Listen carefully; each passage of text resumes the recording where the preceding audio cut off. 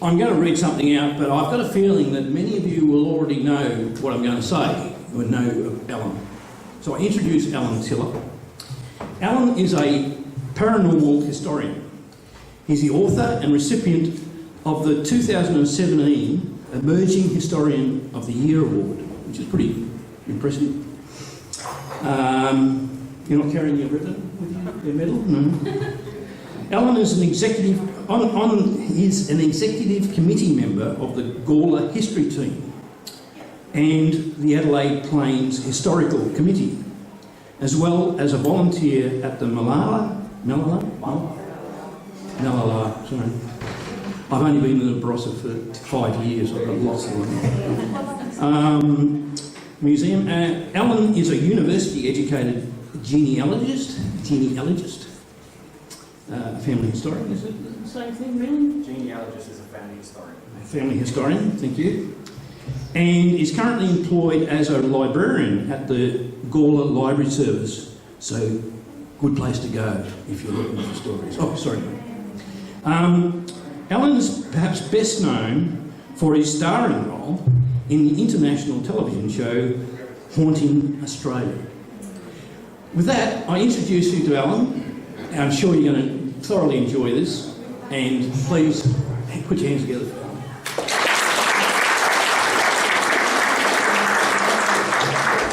Thank you, Chris, and thank you all for coming along to the Barossa History Fair and supporting history in this wonderful state of ours. I'll tell you every story about the Barossa because there are hundreds, but we're going to start with Lyndoch and the Lyndoch Hotel.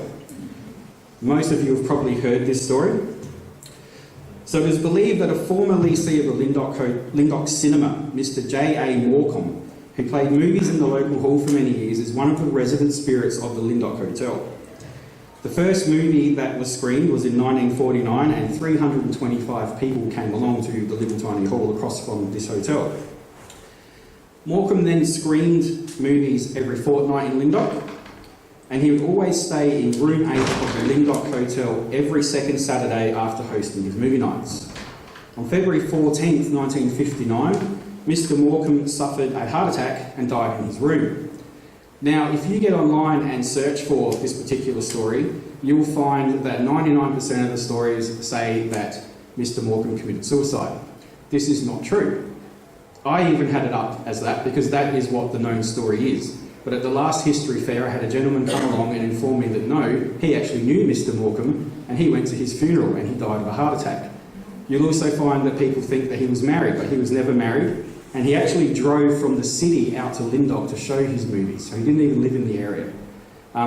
So because of the history fair in 2018, I was able to update that story, and eventually when I write a Ghosts of the Barossa book, that one will be corrected in that book.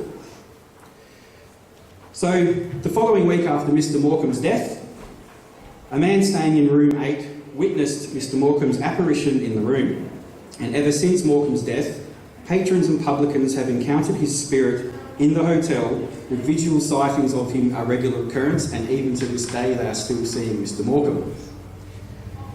Bedroom 8 was removed in a renovation of the hotel, but Mr. Morecambe is still seen where he once stayed every Saturday. As I said, room 8's not there, but where room 8 was is now behind the front bar. So he's seen behind the front bar. But he's not the only ghost of the Lyndoch Hotel. Another ghost is thought to be a local who spent many years drinking at the bar, and like most barflies, he had a seat that was his favourite.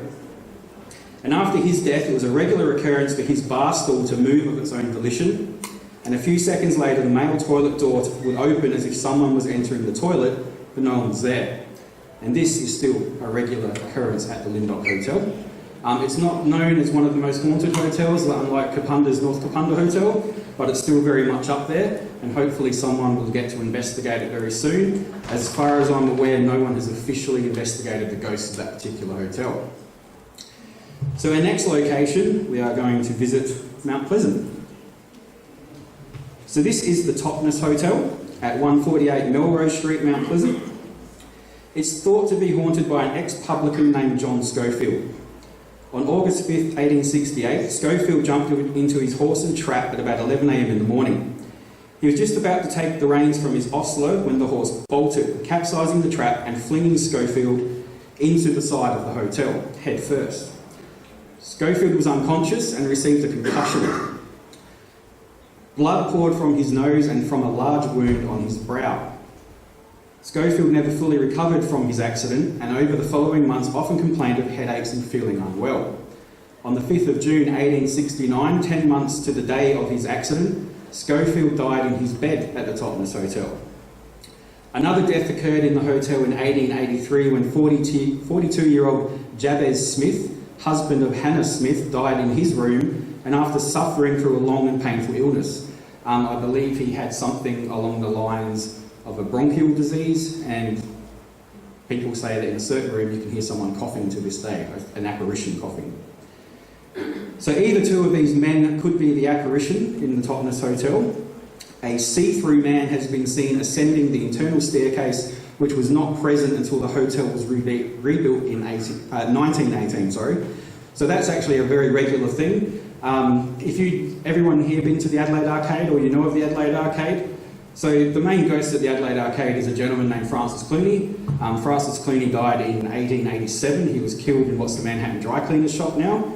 Back in his day, there was no second level of the Adelaide Arcade. The arcade used to be a little bit skinnier, and the top level was added in the 1960s. But he's actually seen walking around on the top level, which wasn't there, which to me says that he is aware of the changes in the building, which most people would think is unusual. They think ghosts just walk through the old patterns of where doors were when they were alive. Obviously, that's not the case. So our next stop is Jacobs Creek. And this photo is a very old photo of Jacobs Creek, back when there used to be a little weir there. So Jacobs Creek has been the site of many mysterious sightings over the decades, which have captivated locals and visitors alike. The ghost story surrounding the hitchhiker of Jacobs Creek, also known as Steve, has documented sightings dating back to the 1950s. In July 1958, a motorist drove home fearfully when his lights failed due to an electrical problem in his car. With his wife's assistance, a torch was shone through the windscreen to light up the road ahead. The beam scanned out into misty rain and slowly fog closed in. Rounding the corner, the couple viewed a figure waving for them to stop. "Want to ride?" Alan Nagel asked. Leaned out the window and asked the gentleman to get in the car. Alan said, "You picked a lousy night to be out, like us." His wife Elizabeth pulled at his sleeve, whispering to him, "Be careful, you don't know who that man is or what he's doing here. There doesn't seem to be any houses around." Alan laughed good-naturedly, and when the young man came up to apologise, he said, "It's kind of you to stop for a comparative stranger. I've been walking in the rain for ages and I'm sopping wet. No one was game enough to give me a lift. I'm a harmless uni student, I'm not a nut. Is it all right to get in the back seat like this?" He's obviously very wet. He shook the excess water from his clothes and pressed his jacket smooth and gave him a smile and got into the back of the car. Alan said to him, "We're lucky to have a torchlight while the batteries last. You're not the only one in trouble. My car's lights won't work and I'm in danger on this foggy road." As the fellow opened the car door, the vehicle's lights suddenly came on and lit up the road ahead, so the torch was no longer needed. "Must have been a short," Alan scratched his head. "Funny, I've never had trouble like this before. My car's not that old. At least we're back in business." The gentleman in the back seat said to him, "I'm Steve. I'm anxious to return home, but you are the first people to take pity on a hiker." Elizabeth had been sitting quietly and felt guilty at her previous premonition. "And where does your family live?" she inquired in a friendly manner. There was no reply, and Liz turned and the seat behind her was completely empty. He had disappeared. So the phantom hitchhiker of Jacobs Creek has been sighted many, many times, and always on wet and dreary nights. Now you all obviously know where Jacobs Creek is. You've all probably driven down that road. Has anyone here experienced the hitchhiker? You have? He was a local man. We actually do know who he is. I can't give you his surname because there's still family members alive, but it's not hard to find out. And it's not hard to find out exactly where he died, and he died very much near the creek. I used to work out here at Wolf Blass And I used to drive home that way when I lived in Lindop just to see if I'd ever encountered him, but unfortunately I never got to see him. It'd be very, very cool though to actually see him. So our next stop is Seppelt's. You all know the Seppelt winery. And if you watched Haunting Australia, that's where we played croquet. So Joseph Seppelt came to Australia from Silesia in Prussia, which is now Poland, in 1849 with his wife Joanna and 3 children. In 1851, Seppelt purchased 158 acres of land in the 100 of Nuriukta from Herman Kook, farmer of Tanunda, at £1 an acre. The first thing he planted was a tobacco crop, which failed. He then planted grapevines and named his new vineyard the Seppeltsfield. Seppelt began selling his wines a couple of years later in Gawler and along the Murray River via paddle steamers. So successful was his product that in just a couple of years he was able to build his first wine cellar in 1867. Sadly, got to enjoy the fruit of his labours, dying in 1868. The vineyard was bequeathed to his son Oscar Benno, who in 1870 married Sophie Schroeder. The entire Seppelt family had a strong work ethic and took the time to address the finest details. The estate grew and by 1888 contained a winery, storage cellars, laboratory, bakery, distillery, cooperage, piggery, poultry house, blacksmith shop, vinegar house and lavish gardens. The estate also contained a gravity flow winery that was used from 1888 until 1983. The Seppelts were very generous to their workers and also built a large dining hall where they would feed their workers breakfast and dinner daily. The company grew, acquiring Chateau Tanunda and the Great Western Vineyards in Victoria, as well as properties in New South Wales and in South Australia's southeast region. A consortium called the Seppeltsfield Estate Trust, who carefully rebuilt the brand, bringing back its traditional winemaking techniques and reputation for hospitality. The winery has gained international attention for its alleged haunting, which include the ghosts of a former maid who can be seen walking through the former Seppelt homestead and sometimes through the winery tunnels. In the barrel room, this very room on the screen, loud footsteps can be heard above you where another floor once sat but is now removed. It is claimed that after 7 p.m, lighting on the lower levels of the winery will not turn on. The old vinegar factory that hadn't been used for decades would at night sound as if it was running again, with cranks turning and steam blasting from the old furnace. Many people have claimed to hear screams coming from the vineyards and the sound of gunshots from the courtyards. At times, a glowing light is seen coming from the top of the winery. In the dining hall, whispers and groans are said to emanate from thin air, and other witnesses claim a feeling of paranoia, like being constantly watched, and some people have been overcome with deep sadness near the lower gardens. So very nearby, you probably all would know about the Seppelts Mausoleum, up on the hill there. So this contains the remains of the Seppelt family. So Benno Seppelt died in 1930 and he was buried in the Grecian family mausoleum on the site of a lookout built in 1927. It is rumoured that on anniversaries of his family members' deaths, the interior walls of the mausoleum become mysteriously wet with blood. Anyone ever heard that one before? Some of you haven't, some of you have.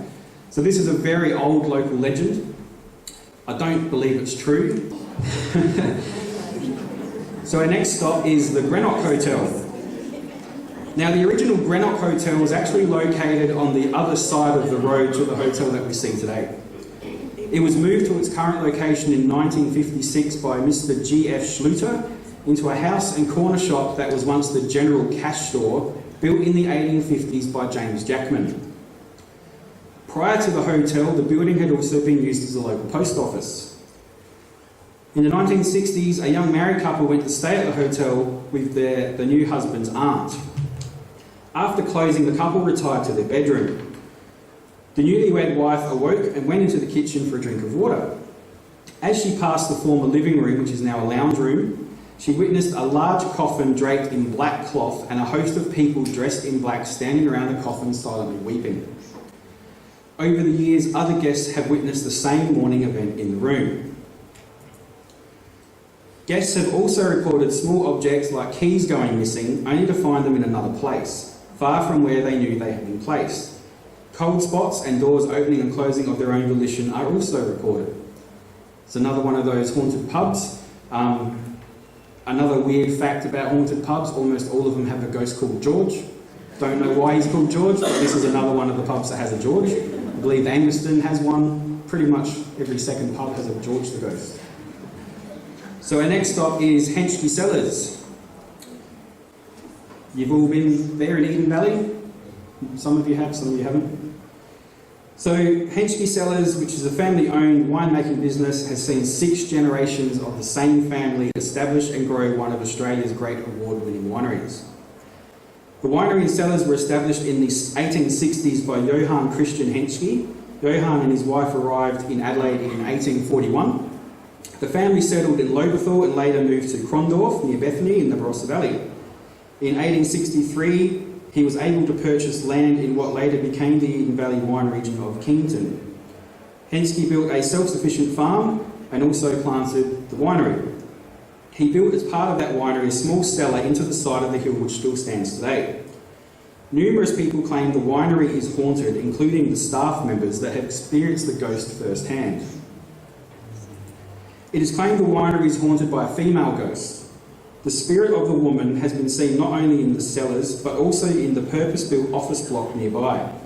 This ghost, whose identity remains unknown, has been known to open and close doors, move objects, and cause paranoia.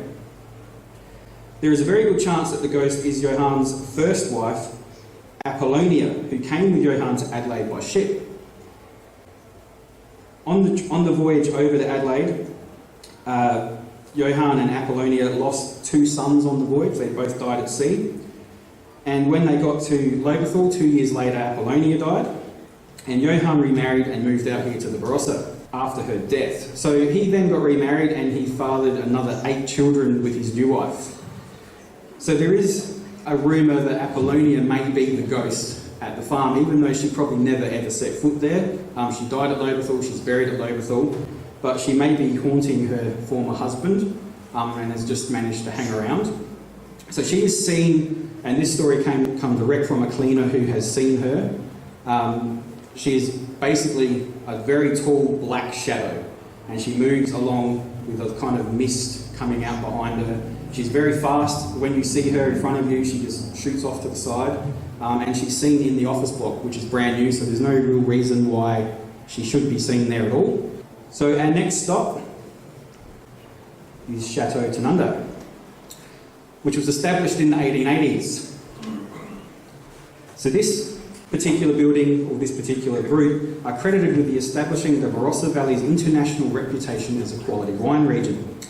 During the 1860s, the vineyards were decimated right across Europe by a disease, and that caused a price rise in the cost of wine. So it became very hard to obtain wine in Europe. So the 3 founders of Chateau Tanunda saw an opportunity and established a fine wine production company to export Australian-made wines. So workers during the renovations in the late 1990s and early 2000s claimed to have witnessed several ghosts walking through the chateau. One worker claimed to see several spirits walking through the barrel room, describing one spirit as looking like an electrician. The railway line which passes behind the chateau is thought to be part of the cause of the hauntings in this building, with several deaths happening on the line in the Barossa Valley's early days. And it's thought that those particular spirits are the ones that have moved now into this building. So our next stop, and I was only speaking to someone just before about this lovely lady, is highlighted in Valerie Launton's True Barossa Ghost book. You all have read this book, I assume, meaning that you're Barossa locals. Very hard book to find nowadays. I was very lucky about 7 or 8 years ago, the book barn that used to be in Nuripta's main street had reprinted it, and they had 500 number copies, and I got the second to last one, and I've never seen it for sale anywhere else since. So if you come across it, grab it and keep it. It might be worth something one day. So this particular book has a whole heap of stories. The only problem with the book is Valerie decided to change the names of all the people, and she actually changed the locations of some of the places as well. So one of them, the story of the potato grower, which if you've read the book you will know about. If you haven't read it, go to your local library and borrow it. The libraries out here have it. That particular story didn't happen where she says it happened. It actually happened closer to Greenock, and the house is actually still standing, and the house is empty. It's a ruin in a potato field, so nothing's actually changed since that story was written. But that's not the story we're going to focus on today. This particular story is at Bethany, and it's to do with a farmer who met a tragic end at the hands of his wife. And as I said before, the names had been changed to protect the families involved. So the legend states that in the late 1800s, Lucian Zurch lost her parents to dysentery. She was then raised by Quakers whose stern discipline she despised. Unknown to her adoptive parents, Lucian had become interested in an elderly family member who still practiced witchcraft from her homeland in Europe. One day, Lucian met a travelling scissor sharpener named Sid.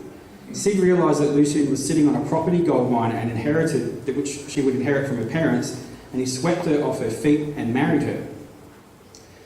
On full moons, unbeknown to Sid, Lucian would travel with 12 other women to Kaiserstuhl, where they would practice magic and honour their goddesses from Europe.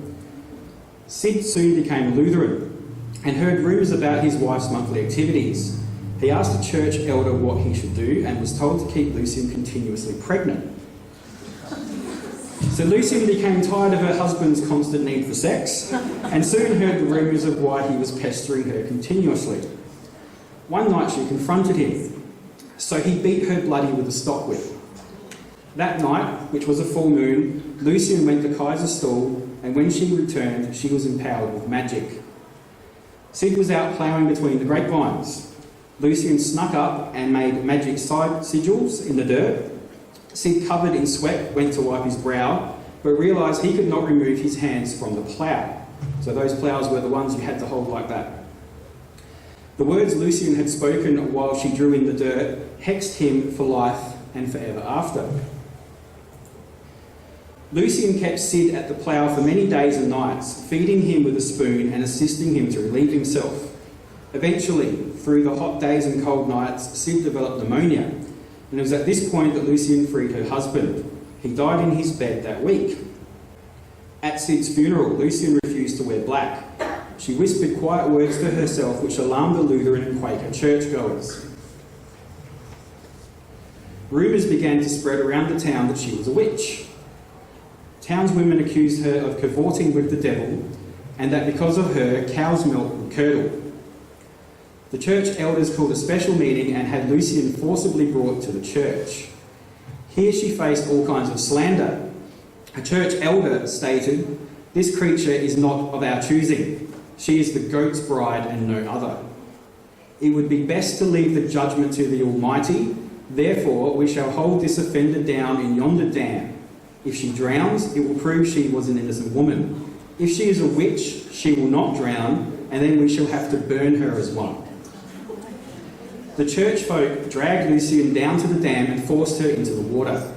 Church elders held her under until she drowned.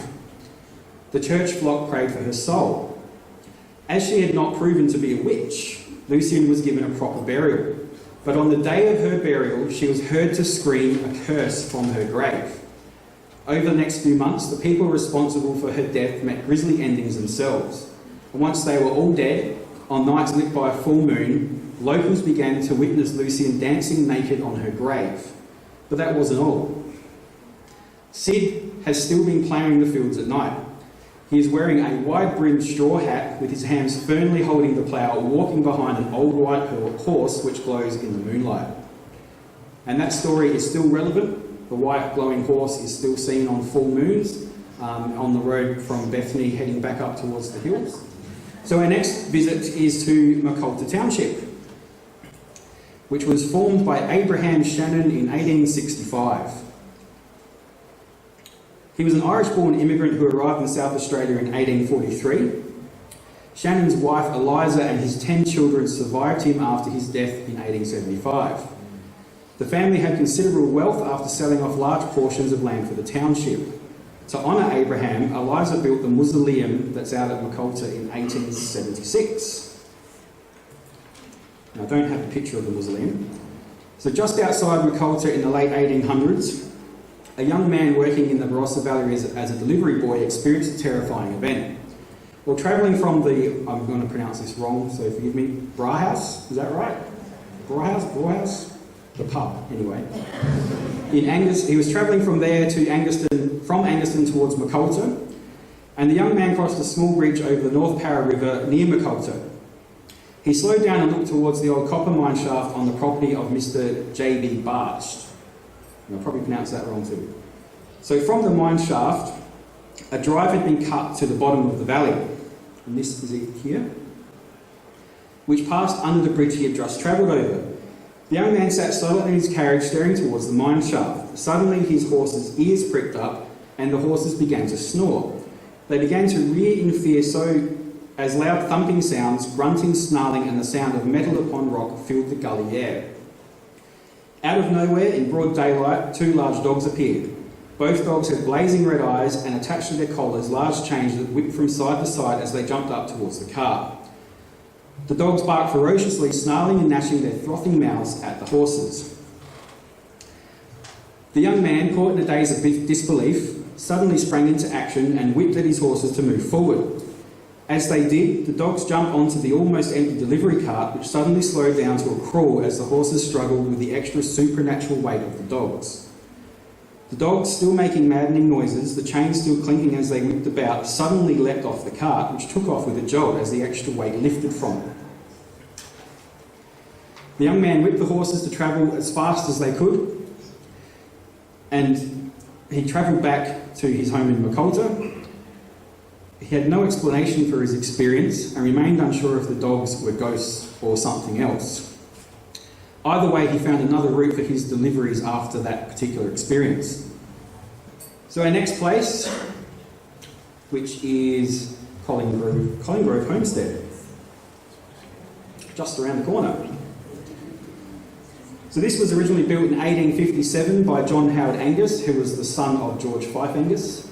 George Fife Angus was the chairman of the board of the South Australia Company, and we all know about the South Australia Company, some of you might not.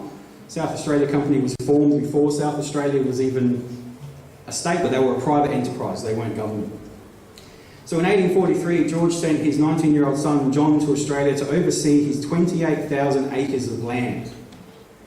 The Angus family paid the travel costs for a group of around 70 Prussian Lutherans to sail to Australia and flee persecution in their homelands. In turn, they would work the land owned by the Angus family. John's investment in the Barossa Valley soon paid off, the family with large amounts of cattle bringing in excellent returns.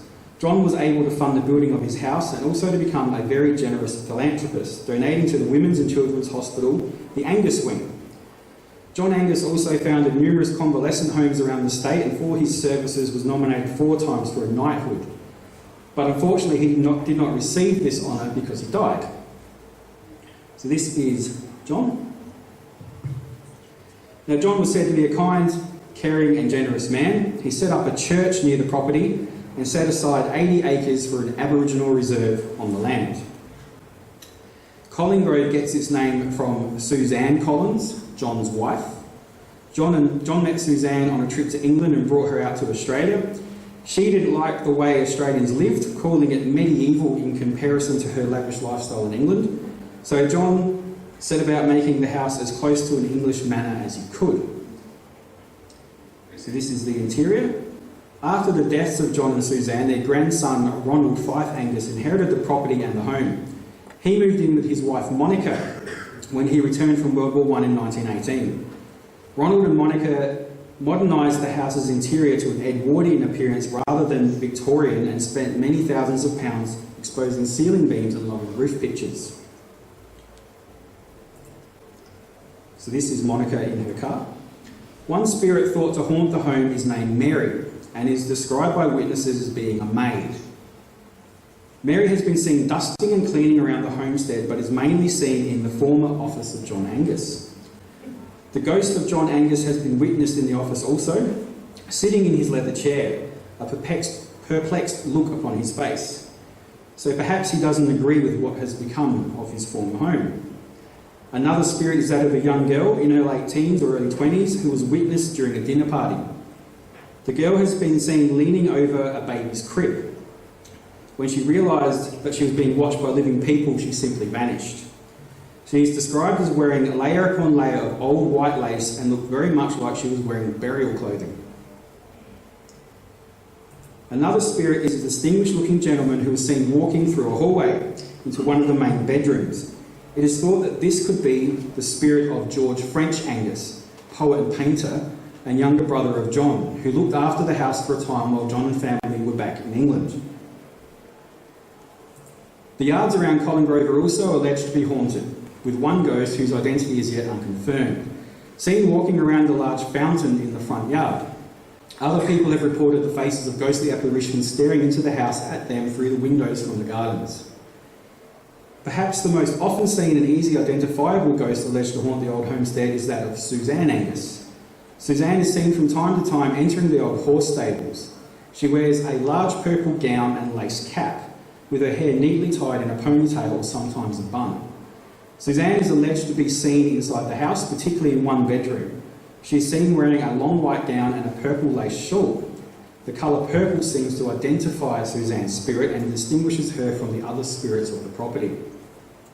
Now, as I said before, the Angus family had their own chapel, and it's still standing. It's this particular chapel that you see when you get past Colin Grove.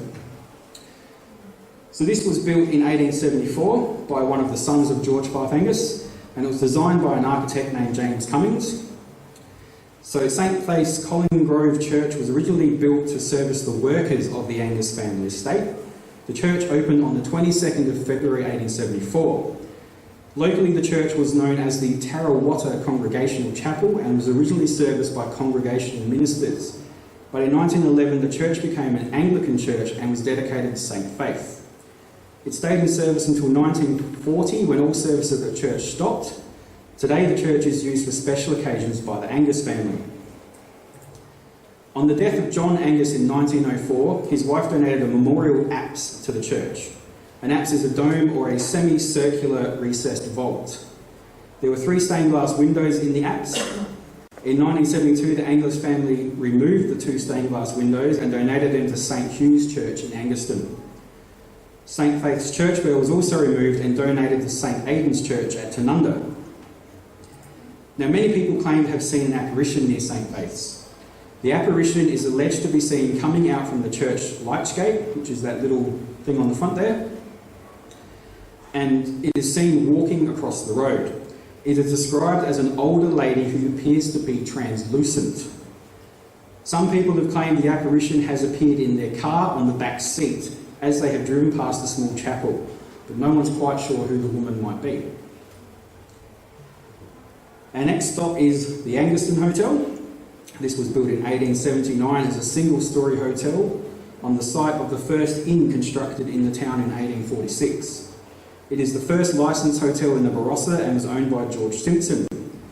The original hotel consisted of 11 stone rooms, a large well, a large cellar and stables. It also contained a large garden where food was grown to be served in the hotel. In 1914, it was reconstructed into a double-storey hotel. The hotel was an overnight stopping point for travellers stopping through the region and still contains at its rear its original horse stables. The rear of the yard of the hotel contains walls that were once part of Angaston Township's original council pound for stray animals. The Angaston Hotel is allegedly haunted by a spirit that likes to torment kitchen staff. It has been known to upend tables, push objects off benches, slam cupboards and kitchen doors, and rattle metallic objects. So our next stop, most of you probably have not heard of this place. This is Holland House at Turretfield. So this building was built by Henry Dundas Murray, who established a farm and boiling down works at Turretfield. Boiling down works were when they got all the fat and bones out of animals, boiled them down to make tallow for soap and all kinds of other stuff. So that was in 1839. Murray returned to Scotland. So the next person who bought it was a man named Richard Holland. Now he was a pastoralist. He married a wealthy, very, very wealthy widow named Margaret Robertson, which has secured him enough money to buy this particular building, and he added to it. So in 1854, he basically knocked over the original building and built this little castle. It is a castle. If you do go out and have a look, you'll see what I'm talking about. So the house was designed by James and George, and Richard Holland lived in the house with his wife Margaret, who had previously been married and had 3 sons. Holland took on those sons as his own. So Richard Holland died on the 25th of November 1881. It was his final wish to be buried in the house. He had a crypt built under the staircase in this building, and he had a specially designed coffin. His body was placed inside a highly polished cedar coffin. This coffin was then put into a lead coffin, which was then placed in a cedar shell coffin. The burial crypt was built under the stone stairs of the conservatory, and on the day of his interment, 150 people attended the ceremony, and afterwards the crypt was sealed. Holland's body was taken from the vault only a few short weeks later, and rumours abound that Holland's body had to be removed because the smell of his corpse overcame the mansion. But the truth was that the house was to be sold, and as per Holland's last will and testament, his remains were to be reburied in St George's Cemetery in Gawler. So today this building is the Turretfield Research Centre. It's a government-owned building. So it's very, very haunted. The workers at the research centre report that filing cabinets and cupboards will open and close of their own volition. Chillingly cold breezes will fill rooms on hot days, and bookcases will have all the books thrown off the bookshelves, just like that scene in Ghostbusters, and the books fly across the room. The ghost is also known to cause havoc with computers and other modern equipment, often shutting down electronics or making them act in peculiar ways. Children have seen the apparition of Richard Holland, with one child stating, after seeing a painting of Mr. Holland on the wall of the house, "That is the man that tucked me into bed at night." Now, would you not be scared to death having this gentleman? Now, I know I wouldn't be happy with that. So, ladies and gentlemen, before we get to the Q&A section today, I just want to acknowledge a local genealogist and historian, and I know some members of his family are here today, Mr. Kingsley Ireland. I was very lucky that I spoke to Kingsley at the last Barossa History Fair, and he remembered me and his family remembered me, and I ended up with tons and tons of his books, and they have greatly aided me in my research. So thank you to Kingsley's family who are here, and thank you all very, very much for coming along. I hope I didn't bore you too much, and if you have any questions, now's the time to ask.